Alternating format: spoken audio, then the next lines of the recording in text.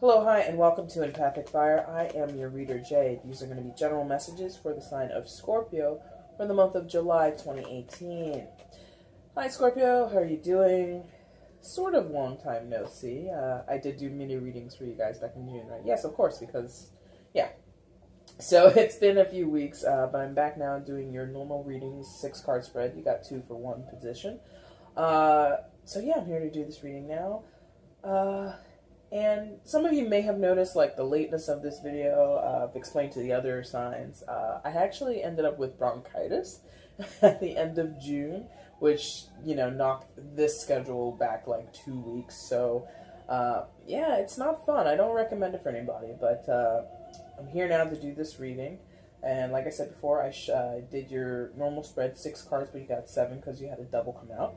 Either way, I'm going to shuffle now and get your outcome. Okay. And I'm also going to get your bottom of the deck. And once all cards are revealed, I'll begin your reading. Ooh. Sticky mess. Alright. And Scorpio, I hope everything's going well. Hope your summer's going good. Or if you're in the southern hemisphere, hope your winter's going well. And let's get into this, okay? Excuse me. Where's Scorpio in July? Please show me.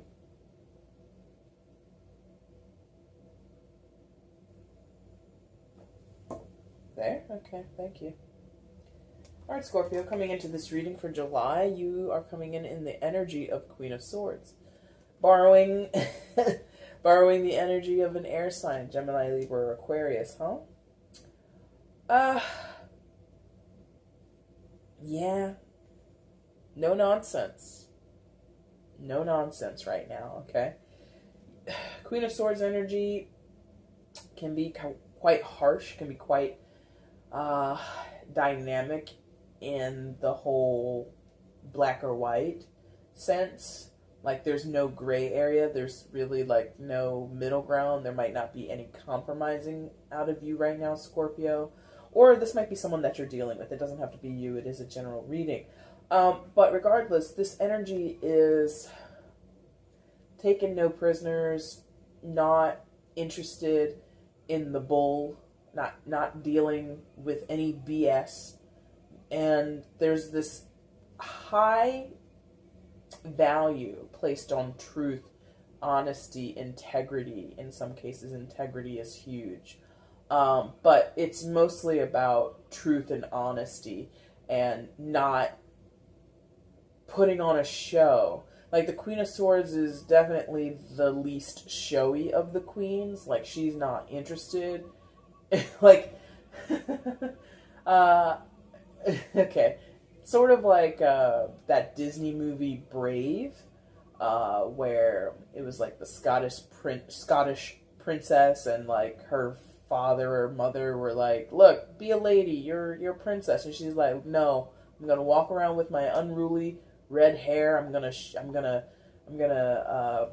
participate in archery or sword play or whatever she was doing." She was just basically not caring that, based on her role as a princess, she had to be a certain way. So that's basically it. So not to say, like, you yourself, Scorpio, have to be a princess or any type of female archetype. That's not the point. You could be a man, and this still applies. You're not interested in sort of putting on a show and acting like what a certain status or archetype is supposed to look like. So, if a mom, for example, or a dad is supposed to be somebody that cuts their kids, like, cuts up fresh vegetables for their kids' lunch every day, and, you know, packs only healthy lunches 5 days out of the week, and you're always, you know, just like an idyllic vision of a parent. I'm just using this as an example. You're like, no. There are some days where the kid is just going to get a fruit by the foot, fruit roll up, a box of juice, and like a package of peanuts, and that's their lunch. You know, because in your reality, you can't afford, you know, healthy food, which is a huge issue, but I'm going to sidestep that. You can't afford to have like a great lunch for your kid, or you work 4 jobs or 3 jobs or whatever, and you just can't make their lunch every day, like you aim to make their lunch, you aim to pack their lunch like 3 days a week, like that is killing it for your life, for your reality. But there's this idea that the Queen of Swords wouldn't subscribe to, which is because of who I am, mother, father, princess, a doctor, like whatever your label is, whatever people perceive you as, or whatever you're kind of taking up the mantle of, you're doing it your own way, Scorpio. You're not wanting to play by other people's rules. You're not interested in other people's expectations, because you have your own expectations. You have your own way of executing and seeing your expectations come to life. And based on your standards, it's good. Based on your standards, it's fine. It's perfect. Right? And, excuse me. 1 second. Okay. When you get bronchitis, it sticks around for a while. Anyway, so the energy of the Queen of Swords is like she's interested in her own bottom line, her own expectations, because she knows what she has in mind, what she's capable of, or how she achieves whatever she is trying to achieve. She knows that's the way she has to do it. She's very loyal to her own vision. She's very methodical with her own vision. She's very clear-sighted with her own vision. She's not, like I said, she's not really interested in compromising. So I'm not feeling nor seeing what area of your life this might apply to right now, Scorpio. But the big energy, which is why you're over there in the Queen of Swords starting out, is one of being self-assured, being so about your own business that you're very much like willing to tell people to get the hell out of your business. Like, I'm minding my business. Why are you over here in mine? You should go over there and mind your business. Don't worry about what I do with my kids. Don't worry about what I do with my job. You know, this could be a workplace thing. You know, people are like critiquing your work or critiquing the way that you do something, and you're like, does it get done? Is it appropriate, or is it beneficial to the company? Does it, you know, tick all the boxes of what's expected of my role? If it does, don't worry about the way in which I do it. Just worry that I got it done. Like, that's kind of the energy that's going on with the Queen of Swords. Yeah.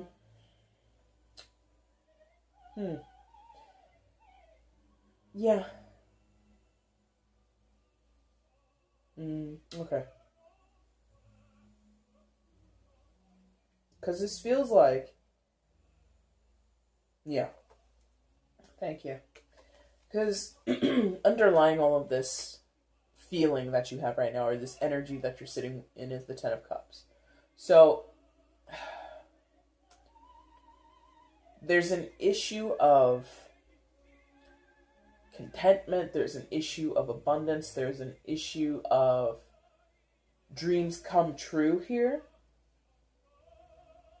There's a certain vision, like I said, with the Queen of Swords right above. There's a vision that you have in your mind, Scorpio, of whatever we're talking about. Could be family, could be work, could be a love relationship, could be your own outlook on yourself, whatever it is. And you see it clearly.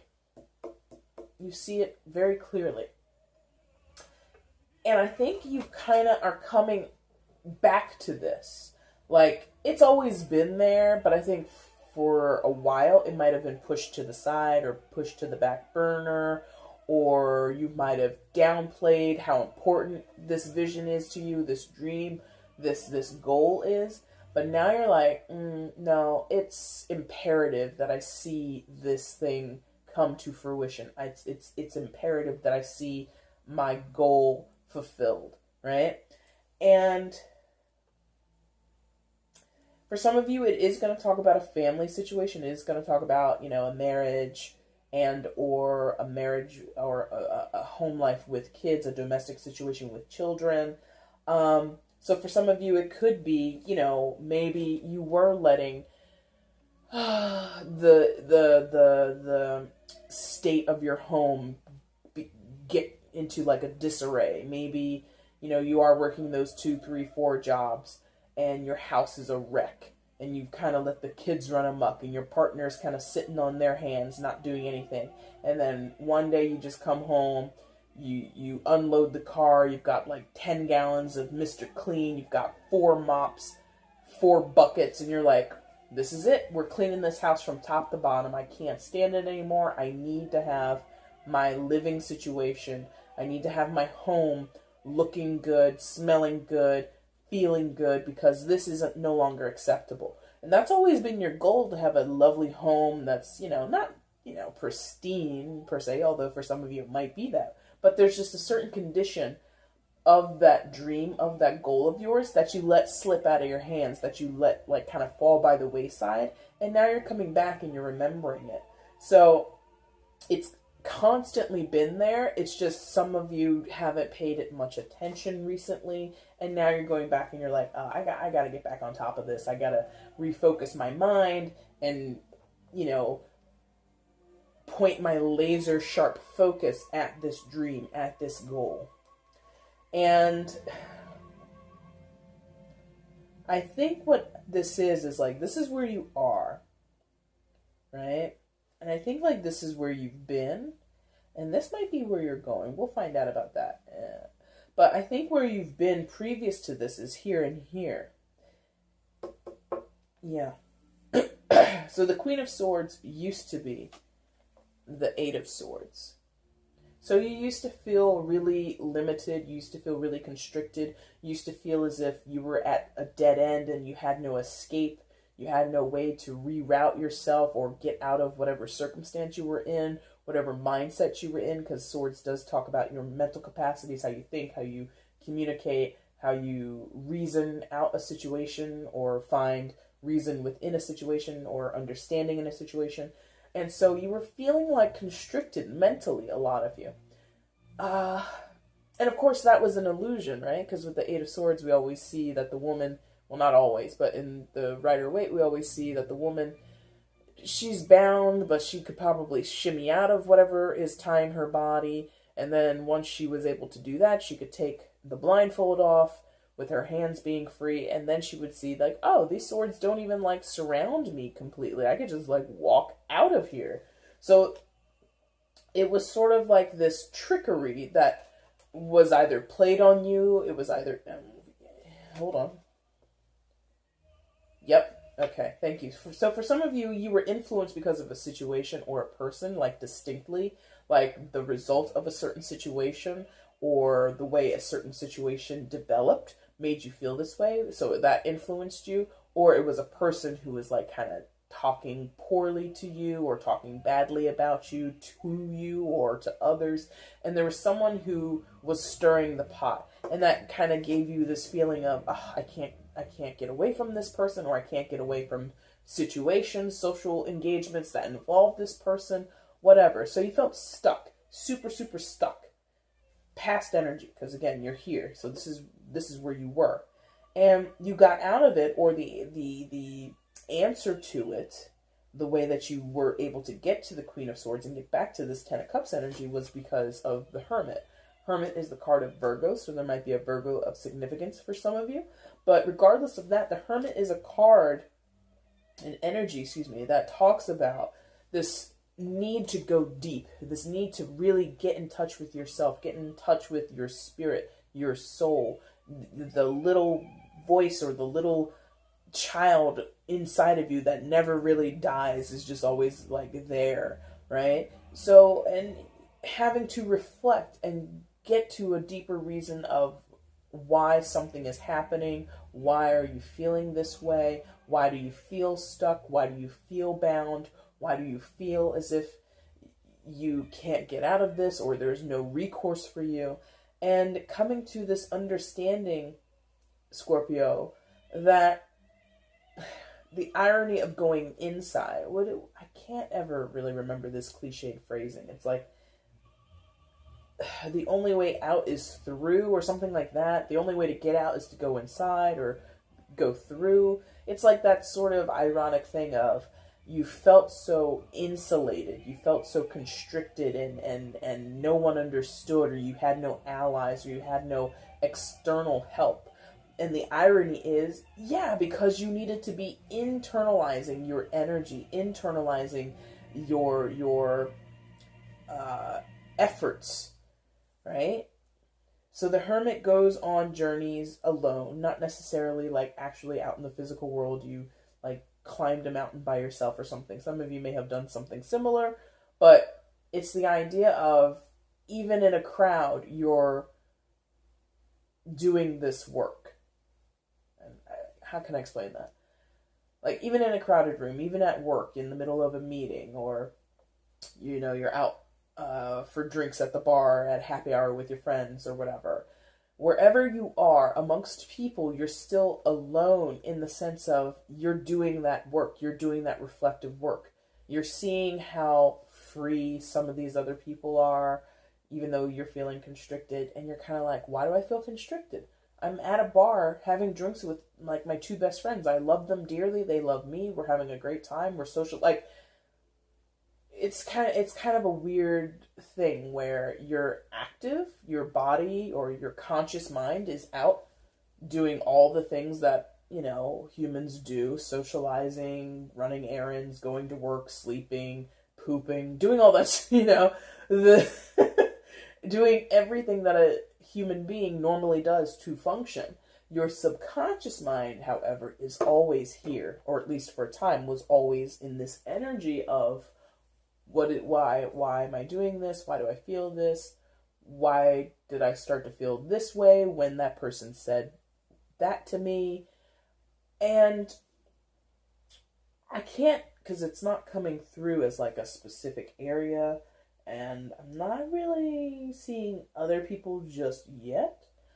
So I can't really say like what area these questions were being directed towards. But the bottom line is, it's towards yourself, right? You, excuse me, were in need of these answers, and the ironic answer was, it was inside you the whole time. It was inside of you the whole time.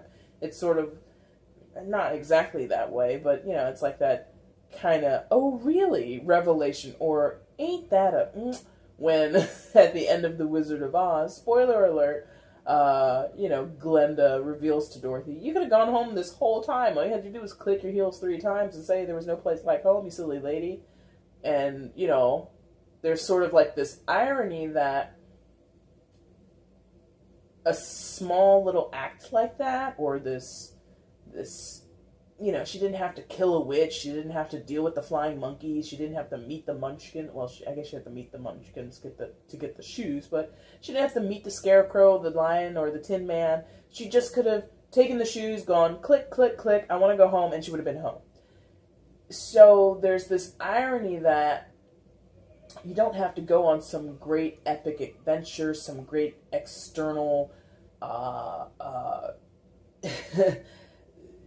adventure or whatever. You don't have to do that. It's like within your own power, a very small thing, a very small realization, a very small change in behavior, change in perspective is what is needed, but it's contained to yourself. That's not the best example I've ever given in a reading, but that's kind of like the revelation is kind of like, oh, really?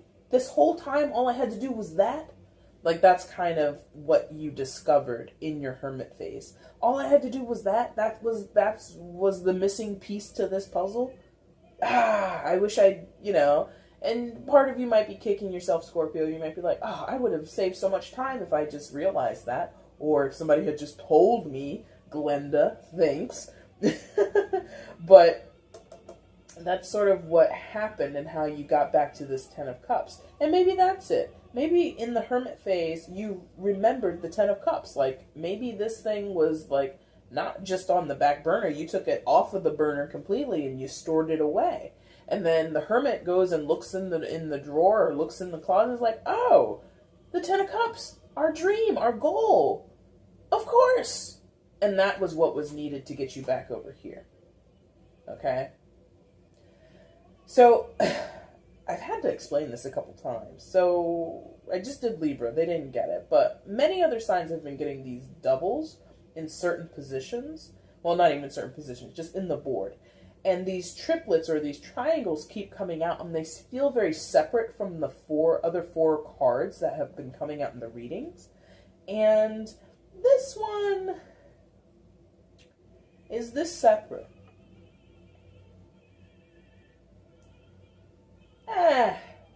It's not as separate as the other ones have been. So I definitely feel that. I'm definitely getting that. I think it's sort of just reflecting these other four.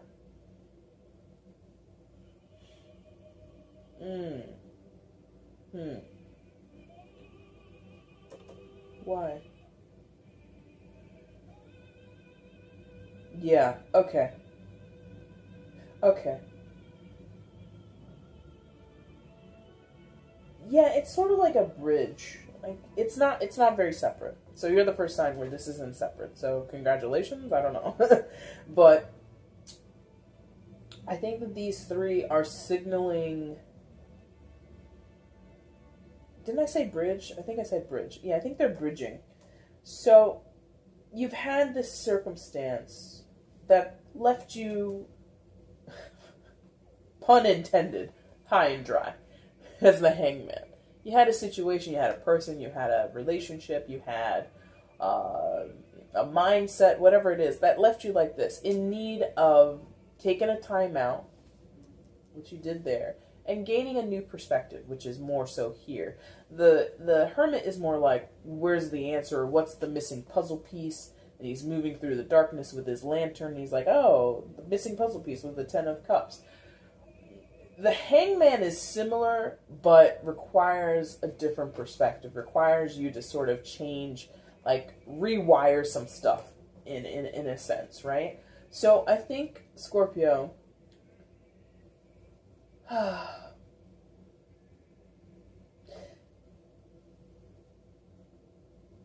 okay, thank you. Good. Thank you. Bridge here. So, the change in the perspective is, here you were at a loss, right? Or feeling at a loss, feeling like you had no recourse, feeling like you had no way out of whatever circumstance you were in, feeling really stuck, feeling as if you'd been defeated or tossed aside, whatever you were feeling. The change in the perspective was to realize that's a win.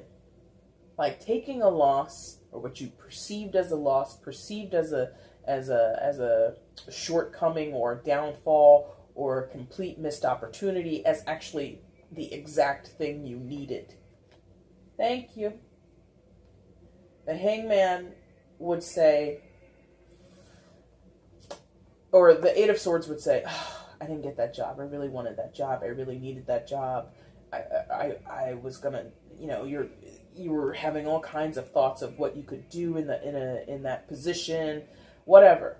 The hangman is like, and you would feel really sad about it. You'd be like really disappointed and depressed, like, I hate the job I have now, or I'm in desperate need of a job. I haven't worked for several months. I really need a job. And you felt really good about this prospect, but it just didn't work out. And you felt really defeated by that. The hangman will take that loss and turn it into a win. Well, if I had taken that job, maybe I would have been miserable. Or if I'd taken that job or been offered that job, I wouldn't have been able to open up my prospects of going back to school. Like that job was full-time, or it required certain commute out of me that I just wouldn't have been able to maintain, whatever.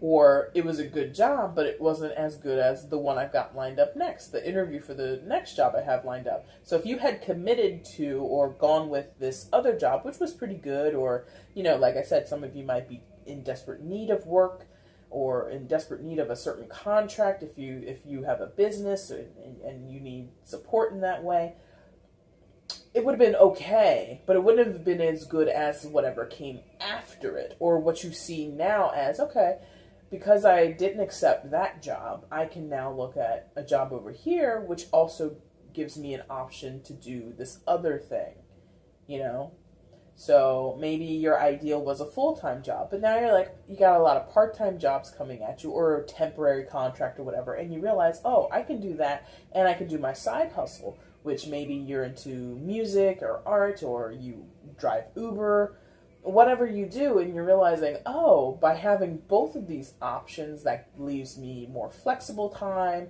so that I can hang out with my friends, whatever. You were really, really anxious about one thing, and it didn't work out. And now you're like, oh, but that's good it didn't work out. It's good because I would have been tied to that situation. I would have been tied to that person. I would have been tied to that contract. I would have been tied to that job. Whatever. The hangman changes his perspective and he says, oh, it didn't work out, but on the other side or somewhere down the line, I'm going to get something else. Or I see this other potentiality, this other prospect coming towards me now, which is way better than whatever I was upset about previously. All right? And I think the Six of Wands is right next to the Hangman, as it's showing sort of what the Hangman is sort of aligning. The energy of the Hangman is aligned to the Six of Wands, meaning this new perspective, this turning your frown upside down, like I said, hung out to dry, or you felt like you were hung out to dry. You're realizing in that idle time or that lull period after feeling so downtrodden and defeated, you're able to see on the horizon some type of success, some type of turning of the page, a turning or a flip of the, excuse me, a change in your fortune, a change in your potential success, okay? Oh, I didn't even show you the card, I'm sorry. Boom. So that's what that looks like. So, I can't say, although I feel with the Queen of Swords, again, it's a bridge, it's feeling kind of likely, it's feeling kind of in your favor. But, tarot is not science. It's not a hard yes, a hard no. It's always mutable. It's always changeable. It's very flexible. But there's just this idea of you've changed your mindset to, I'm going to envision success. And some of you might be in the practice of that. Scorpio, you are a deep esoteric sign, whether you subscribe to this sort of stuff or not. But, excuse me, some of you might be doing like dream boards or like conscious manifestation, mindful manifestations, things like that. You might be waking up in the morning and doing affirmations. You're envisioning the tide changing in your favor. You're imagining getting the job that has all the perks and the flexibility that you desire, and not just another full-time job where you're like chained to a desk for 8 hours a day.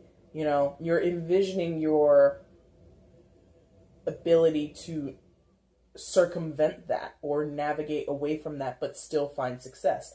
It's kind of, the word that came into my mind was avant-garde. So for some of you that might apply, where maybe you are in the world of the arts and you are trying to, you're going to be taking some risk and doing things kind of off the cuff, things that people haven't expected before or ever seen before or have expected from you. But it's more of like a off the beaten path is sort of how it is. There's sort of this prescribed way, and I think I talked about that here, where yes, I did, thank you. There's this prescribed way of going about things, Scorpio, where you get the full-time job, you work 10, 15, 20 years, and then you retire or whatever it is, and or you move up, you get promoted, but you don't go too far in the company, blah, blah, blah, blah, blah. There's this regimented, prescribed sort of script that other people might be following through with. They might be living their lives according to a certain structure. And you're like, I want to succeed, but not that way. I just feel not aligned with it that way. So going back to what I think I said here with the Queen of Swords is like, so maybe your role or the script that other people are following is, Parenting 101, starring bland mother number one and bland father number one. And, it's all cardboard cutout, very predictable, right? And very like, you feed your kids hummus because you're trying to be a modern parent. And you're like, my kids eat mac and cheese and Pop-Tarts and they're fine. And they're going to be great. And I'm not a dietitian or a pediatrician or anything like that. I do not say that you should do that with your kid's diet. But what I'm saying is, you're able to see, I'm still going to be a good parent even though I'm not parenting the way you think I should, or he thinks I should, or she thinks I should, or society says I should. You're like really, again, you're like you're diverting from the beaten path and you're going off-road. You're doing your own thing. And so the Six of Wands is basically saying it might not be in the package that other people would expect or the other people would suggest you should do it. It might not be the way that other people would do it, but you're going to do it your way. And you're going to be fine doing it. You're going to have success doing it. And for some of you, this is like a late bloomer situation. Like for some of you, this is a situation where maybe you're in your mid-20s, but you haven't graduated college yet. Like you've taken a long time to graduate college. And you're feeling like, oh, I should have graduated when I was 22, 23 years old. And all my other friends, they're already out. They've got jobs, you know, they're working at BuzzFeed or whatever. They're doing cool stuff. And you're like, I'm still struggling to get my bachelor's. It's okay. You're still going to be able to succeed because you're starting to envision, you're starting to see different avenues, different ways that you can get to that same goal that your other friends are taking like the standard route to. You're like, oh, I can get there. I'm just taking the back roads. You know, I'm not going to be stuck in traffic. I'm not going to be carpooling. I'm not going to, you know, not going to get pulled over by the state troopers. I'm taking the back roads and I'll meet you there, you know. And you've got the King of Swords sort of diagonal to the Queen, and he's underpinning these two cards for you. So again, it's like this idea of truth. And again, it's a bridge between the Hermit and the Ten of Cups. You have the King of Swords. So King of Swords, much like his betrothed or his partner in crime, the Queen of Swords, ultimate truth, clarity. He's more like, I think, on the side of like clarity, of having I don't know if any of you know, but the 80s cartoon Thundercats, and Lion-O takes the sword of Thundora and he puts it in front of his face. Give me sight beyond sight. Like, that's kind of how it is, where because you did this internal work subconsciously, you just one day are like, you just see things with a whole new perspective, a whole new set of lenses is how you're seeing the world. The different potentialities, the different back roads that you can take to get there. And the King of Swords, he's very logical, he's very methodical, he's very practiced in the realm of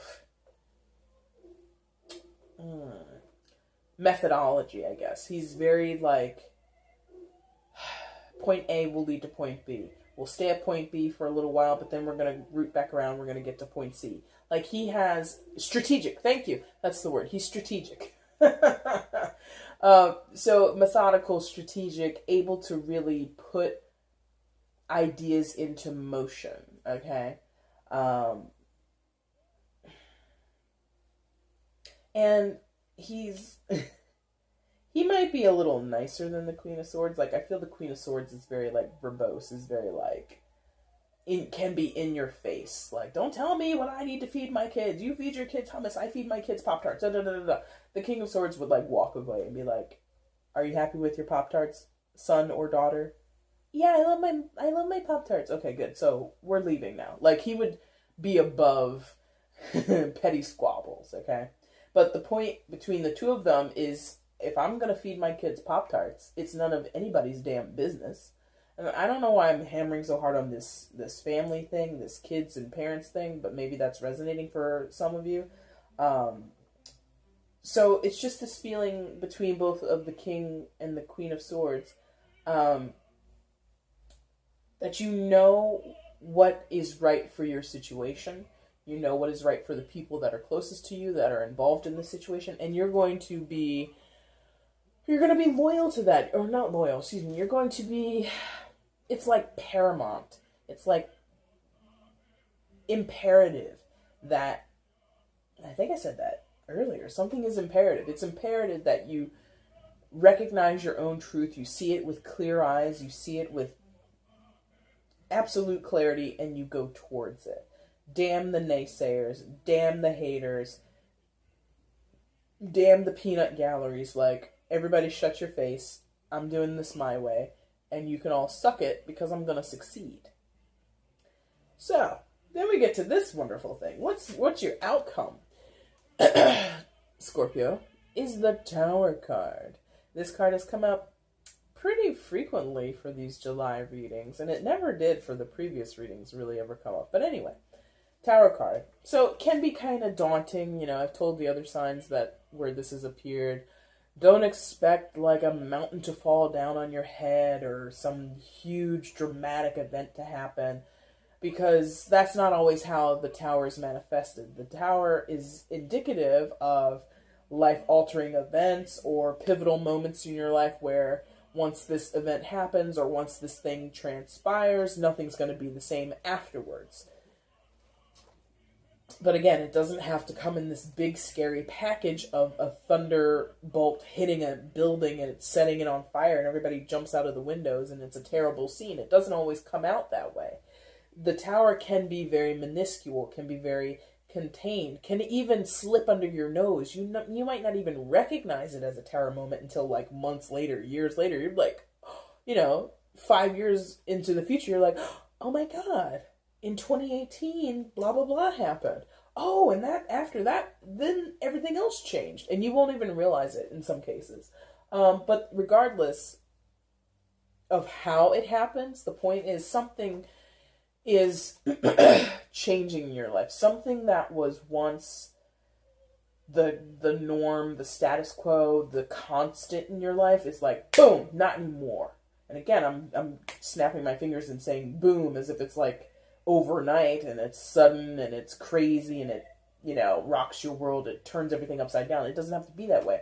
But the point is, it was not in your best interest, whatever is going to change, whatever foundation is going to be pulled out or taken down, and something new will come in its place. So for some of you, this could be, if it's a situation involving your family, it could be you're moving. It could be you're getting your kids out of that snooty school district where everybody's in your business, and like if you don't pack hummus in your kid's lunch, they're going to string you up by your toes or something like that. You're like, this is a great school for our kid, but I'm not interested in this environment, this parental environment. I'm not interested in people condescending to me of how to raise my children. We're not sending our kid to that school anymore. It could be that. And it might seem like you're backtracking if you take your kid out of a good school because of the social environment, because of course the whole idea of school is, well, you're there for the education, you're not there to be socializing, but we all know now in the modern age that stuff all plays a factor. If the kid goes to a good school, but the parents of the other children are overbearing, overzealous, or just straight up crazy, that's not a good environment for my children. Like, even though it's not directly affecting them day in, day out, as they go throughout their day in the school, indirectly, they're socializing with the children of those crazy parents, and I don't want my kid being a part of that. So some of you might restructure your whole family life because of something as indirect as other people's influence or other people's opinions, right? And, again, the Queen of Swords might say, have to defend herself or defend her position. Maybe you've got in-laws or even your spouse is like, I don't see the point in that. Like, they go there to be educated, or we paid a lot of money for this private school or whatever you're doing. And you're like, no, I'm not. I see this like years down the line. If my kid keeps hanging around these kids and their parents, it's just not, I don't like this environment. I'm done. So that's what the Tower can be. It can be this thoughtful change or this practical change, but the point of the Tower is from that point forward, everything changes. And again, I'm like really heavy on this like family thing. I'm not seeing it heavily like in these cards. Like this is like the most family oriented card, but everything else is not really that. But for some of you, this is going to hit in that area. For others of you, it's not family. It's like a love relationship. It's your work situation, or it's energy within yourself. It's issues with roommates, whatever. Overall energy for July is the Seven of Pentacles. So the result of that Tower situation is pending. You've planted those seeds. Now you get to watch the fruit grow, right? So in the case of the child in school and going to a different school district, or removing them from a private school and sending them to a public school, whatever you're doing, you're not going to see those results overnight. Like, you know, the first week Billy's in his new school, you're not going to be like, oh, Billy, how do you feel about hummus? You hate it, right? You're not going to, you know, you're not going to see those results immediately. You have to wait a while. In the case of, let's say it's a new job, or a promotion within your job, where maybe you felt it wasn't coming to you, or again, like, or not the new job, but like, what did I say before? It was, if you, instead of being fixated in a full-time job, you take up a part-time job.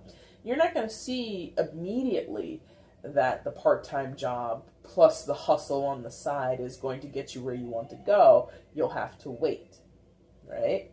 So there's this idea, and I think, was it your mini June reading, Scorpio, or some other reading?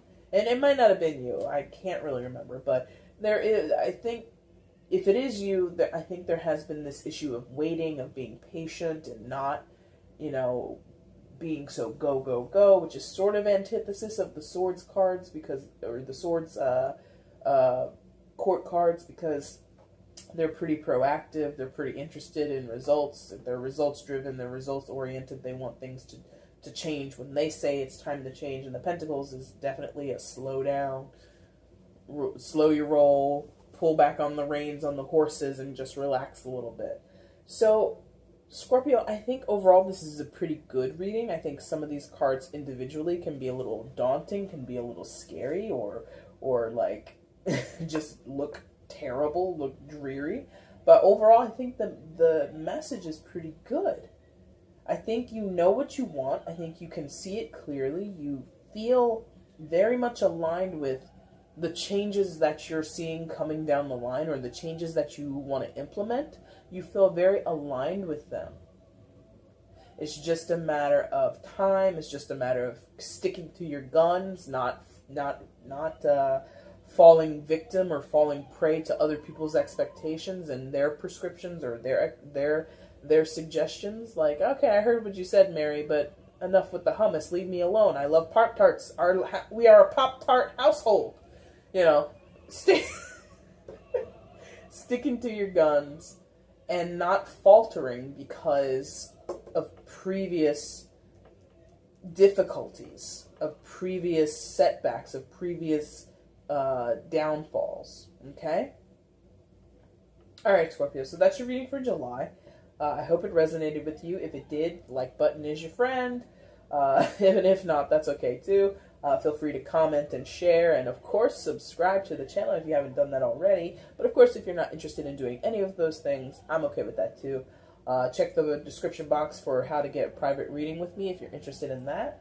And I will be back in about 2 weeks, and I'll come to you then with your August reading.